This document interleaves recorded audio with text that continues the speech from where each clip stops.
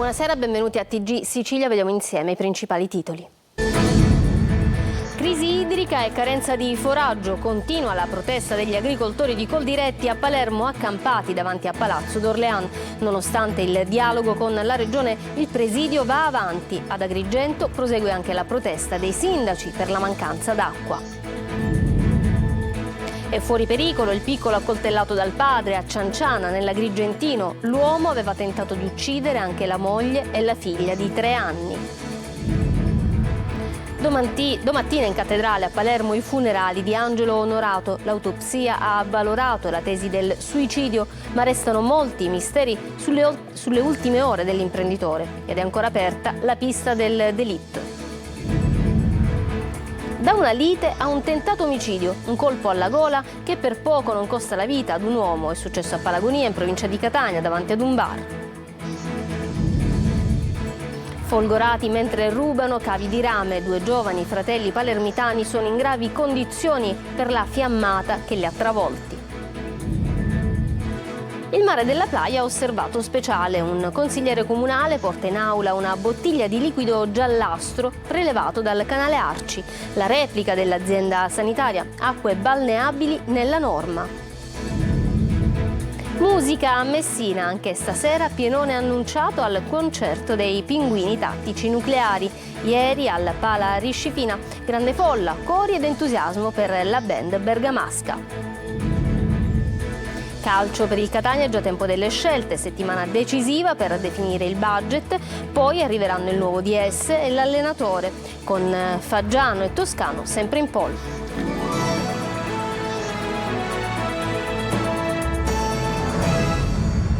Bentrovati. Nonostante il dialogo con la regione, a Palermo continua il presidio degli agricoltori e degli allevatori siciliani accampati davanti Palazzo d'Orléans. Chiedono interventi per affrontare la crisi idrica e la carenza di foraggio. Lorena Dolci. Non tolgono le tende nonostante il dialogo con la regione sia aperto. Continua il presidio degli agricoltori e allevatori siciliani che si sono accampati da 2 giorni davanti a Palazzo d'Orléans, sede della regione siciliana. Nel pomeriggio l'incontro dei vertici di Coldiretti con il governatore Schifani e il direttore del dipartimento, che hanno raccolto il grido di aiuto del popolo delle campagne. In particolare nei prossimi giorni saranno definiti le modalità dell'invio del foraggio agli allevatori per evitare la moria del bestiame. Fra i temi affrontati anche un tavolo con tutti gli assessorati e l'affiancamento dei commissari dei consorzi di bonifica con una rappresentanza degli agricoltori, ma fino alla definizione concreta degli interventi la protesta non si ferma.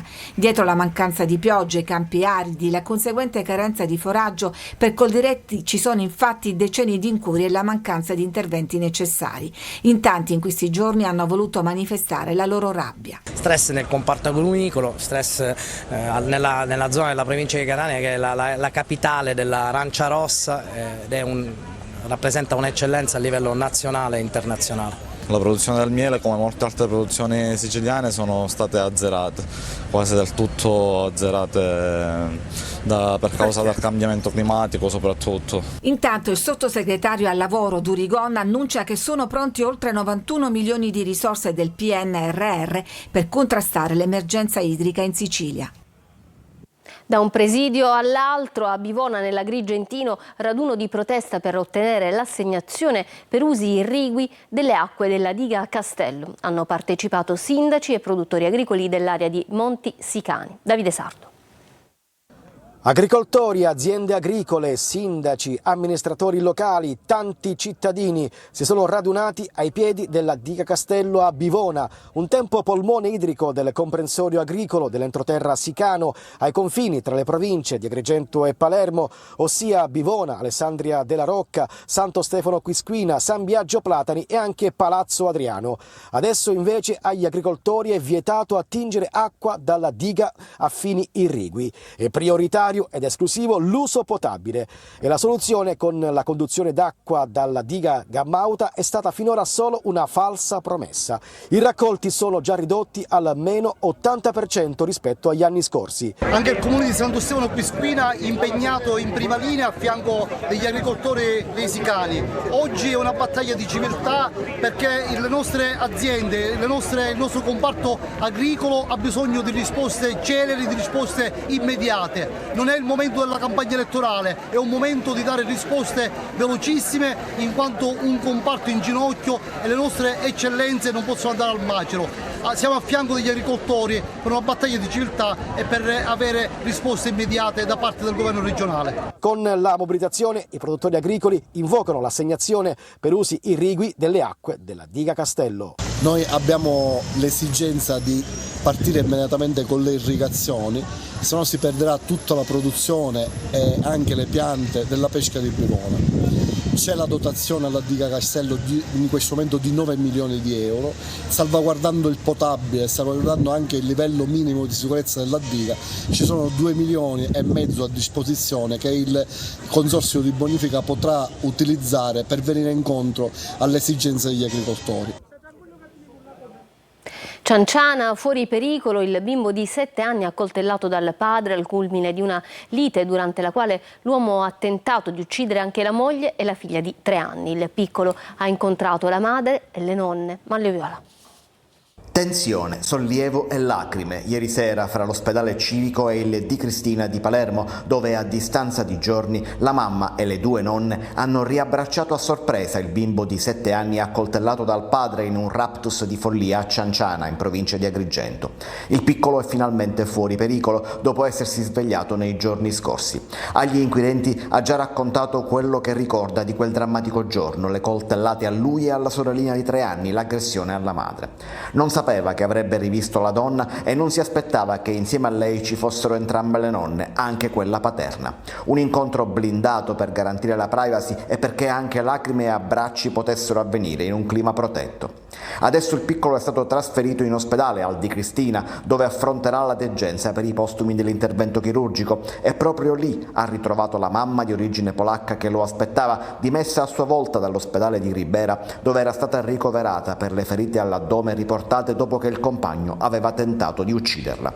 Il padre accoltellatore, Daniele Alba, intanto resta in carcere, mentre a Palermo il pensiero è tutto rivolto a qualche stanza più in là, dove è ancora tenuta sotto osservazione in rianimazione la sorellina di soli 3 anni. Le sue condizioni infatti migliorano lentamente, ma non è fuori pericolo e resta sempre in prognosi riservata.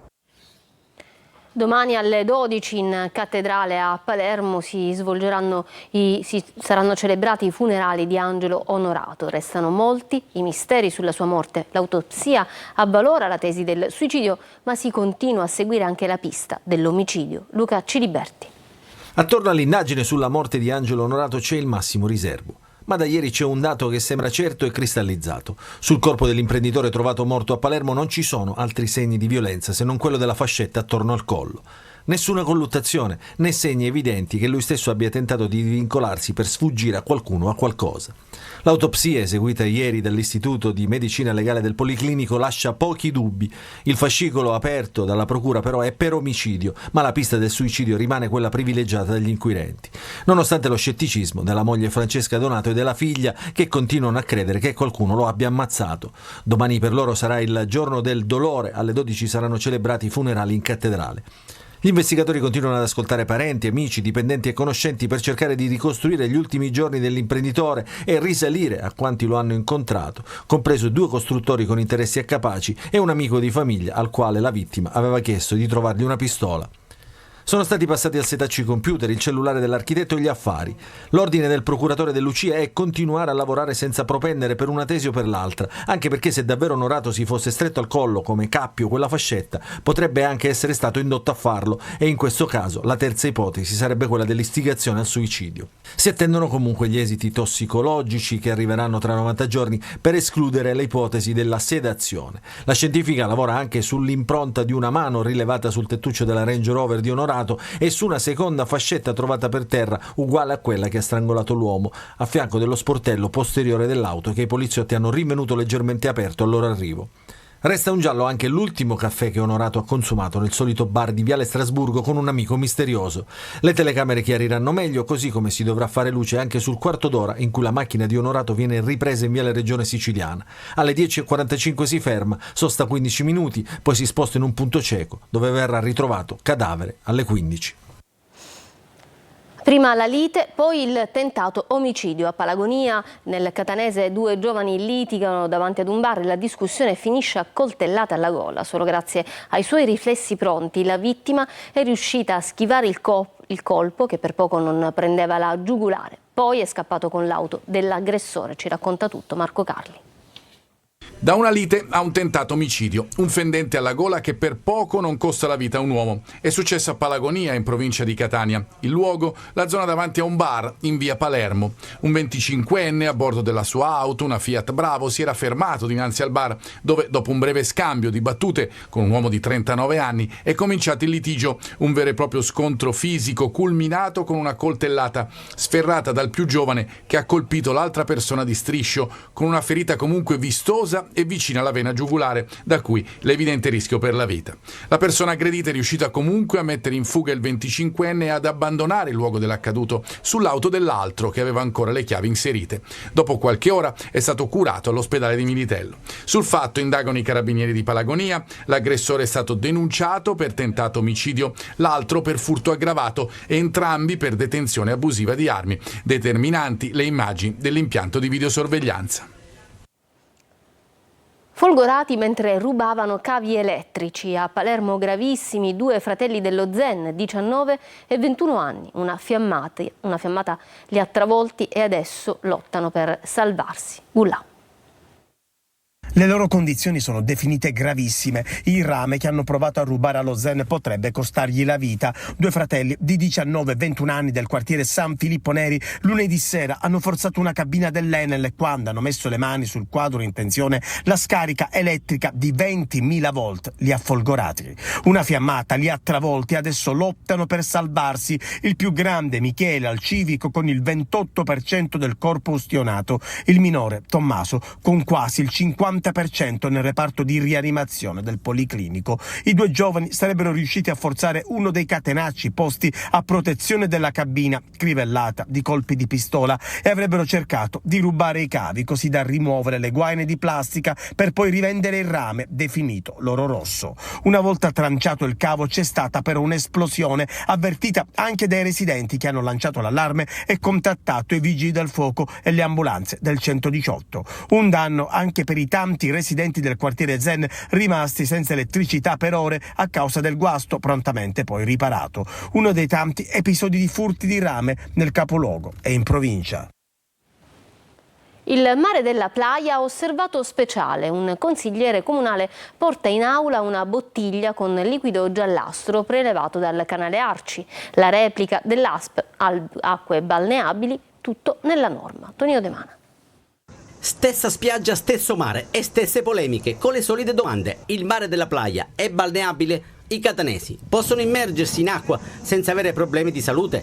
La sortita del consigliere comunale Bonaccorsi, che ha portato in aula una bottiglia con un liquido giallastro e la scritta Canale Arci, ha sollevato un vivace dibattito, concluso poi con l'ennesima richiesta di far rispettare una vecchia sentenza. Ho portato la bottiglia con l'acqua fresca ieri in Consiglio Comunale per capire quali sono le intenzioni dell'amministrazione, ma soprattutto della Sidra, visto che c'è un'ordinanza del 2021 che obbliga la partecipata del Comune a sbarrare il canale durante il periodo della stagione estiva. Di buon mattino Bonaccorsi è tornato sul posto, in mano un'altra bottiglietta. È risaputo che ci sono delle sostanze chimiche che arrivano appunto dagli scarichi della zona industriale, quindi questa non è soltanto acqua piovana, qui c'è anche ci sono resti industriali, ma l'abbiamo notato appunto qualche mese fa quando abbiamo trovato le anguille morte nel canale Arci. Per dovere di cronaca abbiamo raccolto la replica dell'ASP affidata a Rosario Giannone, responsabile del servizio di igiene pubblica. Tutti gli accertamenti che sono stati finora fatti, compreso l'ultimo di una settimana fa, non hanno evidenziato sforamento dei limiti di legge per quanto riguarda le conte batteriche.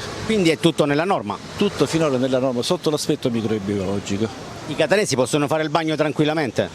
Finora, in base a queste analisi, sì.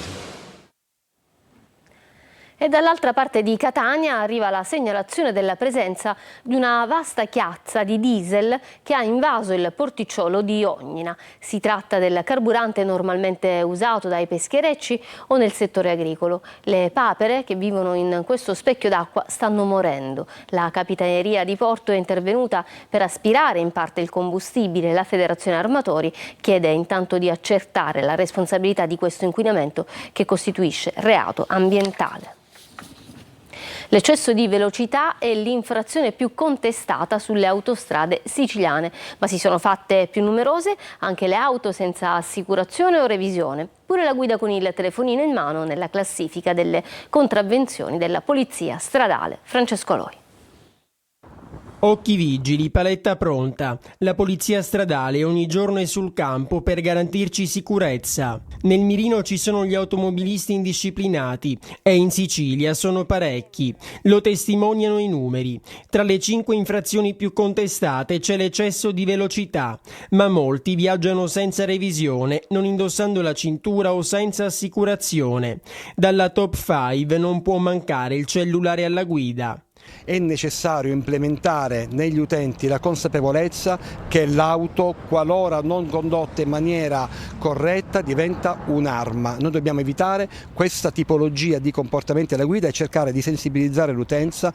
Sono più di 3.000 all'anno le vittime della strada in Italia, vittime di incidenti che spesso si sarebbero potuti evitare, come rispettando le regole. E già questa estate potrebbe entrare in vigore il nuovo codice della strada, con sanzioni più salate e severe. È sempre la consapevolezza dell'utente che fa la differenza e su questo stiamo lottando ogni giorno. Tornando alla classifica, tra i primi 4 mesi del 2023 e del 2024 non cambia nulla. Quello che si nota però è l'aumento delle infrazioni. Salgono soprattutto gli automobilisti senza assicurazione o revisione, mine vaganti che la polizia prima o poi intercetterà. A Messina esplode la protesta degli studenti assegnatari di borse di studio della regione che però non hanno visto un euro. Il problema è regionale ed è la mancanza di fondi che possa coprire tutte le borse. In tanti, soprattutto stranieri, rischiano di andare a casa. Francesco Triolo.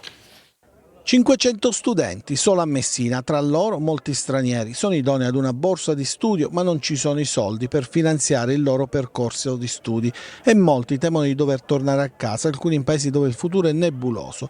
Il problema delle borse di studio dell'ERSU non pagate in tutte le università siciliane. Oggi a Messina, sotto la sede della Casa dello Studente, ha protestato un centinaio di loro. Chiedono alla Regione Sicilia di coprire tutte le borse di studio per chi ne ha diritto. Oggi facciamo anche un appello al governo regionale e nazionale che non ha stanziato abbastanza fondi per le borse di studio. Ad inizio anno Messina era una delle città dove mancavano 5.000 borse di studio, solo con gli scorrimenti siamo arrivati a coprire gli anni successivi al primo, ma è chiaro che non è sufficiente. Abbiamo pure delle storie purtroppo di gente che è dovuta tornare anche nel corso di questi anni, perché è stata fatta una campagna di matricolazione di studenti internazionali abbastanza importante. Dopo l'ultimo scorrimento delle graduatorie di aprile si è arrivati ad una copertura del 76% degli studenti dei primi anni, ovvero il 24% degli studenti idonei alla borsa di studio non ha ancora ricevuto un euro. In molti hanno difficoltà ad arrivare alla fine del mese, altri non hanno supporto economico dalla propria famiglia, rischiando di essere costretti ad abbandonare gli studi. Abbiamo perso la borsa di studio, per questo motivo il futuro non è molto chiaro, perché siamo molto preoccupati e sono stressati. Per questo motivo non sappiamo che dobbiamo studiare o preoccupati per il futuro, per questo motivo sono molto preoccupati. Adesso chiedono risposte chiare e tempestive sulle risorse economiche, i tempi di erogazione delle borse di studio ed investimenti in diritto allo studio ed in posti letto per studenti. Un anno fa le elezioni amministrative a Catania per il sindaco trentino è tempo di bilanci. Non conosco la resa, dice Tonino De Mana. Un anno fa l'elezione a sindaco, le emozioni di Trentino. Io sto lavorando innanzitutto, noi stiamo lavorando perché la squadra mi sorregge in pieno per cercare di modificare anche la mentalità di molti catanesi che per troppi anni hanno vissuto nella indifferenza più totale di chi gli doveva semplicemente dire collabora con la città per costruire una città migliore. Questo non è stato fatto e quindi il degrado, l'incuria, questo senso di abbandono derivano anche dalla mancata partecipazione dei nostri concittadini. Si è mai pentito di aver fatto la scelta di candidarsi a sindaco? Io non conosco la resa, pertanto sono tanti momenti in cui penso con un po' di afflizione a quel che sto vivendo. Io dico sempre che questa esperienza mi insegna il disturbo bipolare, perché alterno momenti di euforia a momenti di depressione con la velocità delle montagne russe, però ho accettato questa designazione da parte del Premier Meloni, è giusto quindi che io non mi tiri indietro e fino all'ultimo dia tutto me stesso. Che Catania vedremo? Che Catania sarà? Questa è una bella domanda, nel senso che mi piace pensare che stiamo riuscendo a trasmettere l'idea di una visione complessiva che guardi a un futuro non limitato nel tempo, ma almeno di 15-20 anni. Ci siamo ripromessi fin dall'inizio che i nostri figli dovessero essere l'obiettivo verso cui mirare l'azione politica. Dobbiamo evitare che se ne vadano, dobbiamo far sì che siano fieri di essere catanesi e di investire sul territorio. C'è un sogno nel cassetto di Trentino? Quello di trasformare la visione di cui ho parlato in concretezza, perché poi amministrare è veramente l'arte del surreale, nel senso che diventa impossibile spostare anche una carta se non arrivano conferme, autorizzazioni o altro. A Messina grande entusiasmo per la prima data del Tour dei Pinguini Tattici Nucleari, la band bergamasca che ha fatto il tutto esaurito alla Pala Recifina. Stasera si replica Francesco Triolo.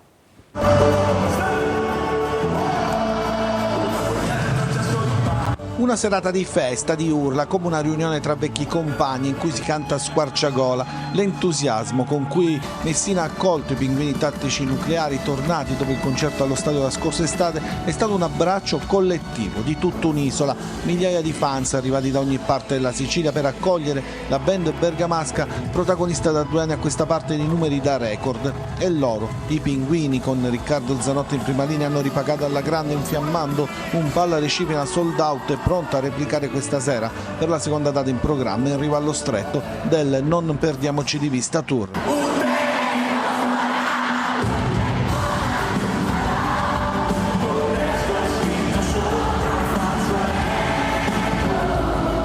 La partenza con una delle hit più conosciute, Scrivere scemo, poi via con le canzoni dell'ultimo album Fake News, ma anche con quelle scritte prima del grande successo, Cena di classe, Dentista Croazia, Rubami la notte, Ridere, Ringo Starr e Pastello Bianco tra i bis.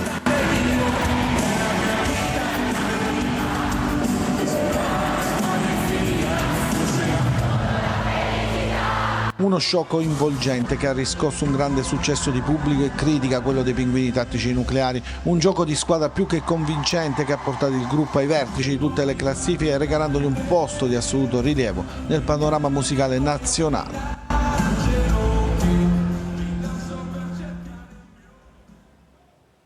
Ci fermiamo per una pausa, tra poco lo sport, perché è tempo di scelte per il Catania.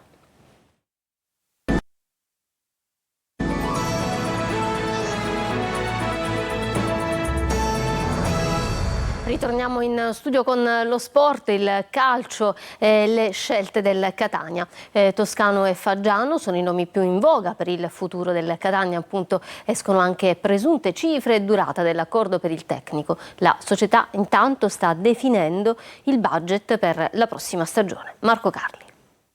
Direttore, allenatore, struttura, insomma. Il Catania dopo una stagione sui generis e con gli esperimenti post-Laneri, la figura del manager assegnata a Lucarelli e un mercato portato avanti dalla D, tornerà ad una formazione dirigenziale per così dire più standard. Lo farà a breve con l'annuncio di direttore sportivo e allenatore. Per il tecnico si parla da giorni di Mimmo Toscano, che ha portato il Cesena in B e alla vittoria della Supercoppa DC nel triangolare con Juve Stabia e Mantova. Una stagione trionfale, insomma, che lo ha fatto amare dai tifosi bianconeri, pronti a tributargli applausi, cori e e striscioni. Trapelano da fonti romagnole anche cifre durata contrattuale 3 anni per 130.000 euro a stagione sarebbe l'offerta del Catania, condizionale d'obbligo, alternative, defilate, Pagliuca e Inzaghi. Il Catania al momento sta verificando e pianificando con il presidente Pelligra il budget relativo alla prossima stagione. La prima settimana di giugno dunque potrebbe essere decisiva per arrivare al nuovo assetto. A proposito, le riflessioni riguardano, come si sa da tempo, anche la figura di un eventuale nuovo direttore generale. Per il DS il nome caldo è quello di Daniele Faggiano, grandi avventure per lui a Trapani e Parma, ultimamente prima il Genoa dove è durato poco ma aveva portato fra gli alti Badel e Scamacca, e Sampdoria. Vicino il tempo delle scelte anche strategiche, come il ritiro, il Catania parteciperà alla Coppa Italia Maggiore frutto della vittoria nella Coppa di Serie C, giocando il preliminare in gara unica e fuori casa probabilmente prima di Ferragosto. Il tabellone ancora non è ufficiale, è uscito solo il nuovo regolamento. Importante fare presto comunque anche per affrontare la situazione dei calciatori sotto contratto, non pochi, considerando anche i rientri dai prestiti.